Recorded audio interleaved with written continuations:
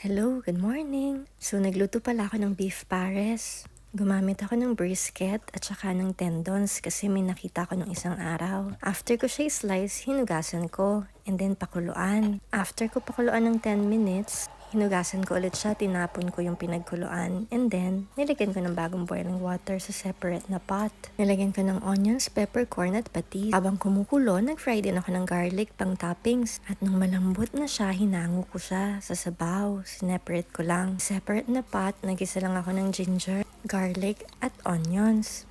Nung malambot na sila, nilagay ko lang yung durug-durug ko na star anise tsaka bay leaf. Sinama ko na ulit yung pork, nilagyan ko ng toyo at saka sugar, konting 5 spice. Nahalo na lahat, nilagyan ko siya ng broth, yung pinagkuluan natin kanina. Tapos yung broth, nilagyan ko ng scallion at nilagyan ko ng garlic na finry natin kanina and then pinakulo. So eto na ngayon yung beef natin, lagyan ko ng slurry para lumapot yung sauce. And then lagyan ko din ng ground pepper na madami.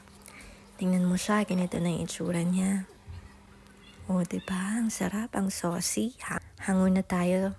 Pagkahango mo niyan sa bowl, lalagyan ko yan ng green onions, tapos lalagyan natin ng garlic. And then, kukuha na din tayo ng soup. Lagyan ko din siya ng garlic at saka ng onions. Tingnan mo, eto na siya, try natin. Para ka nasa karinderya. Ang sarap nito, so try mo din pag di ka na busy.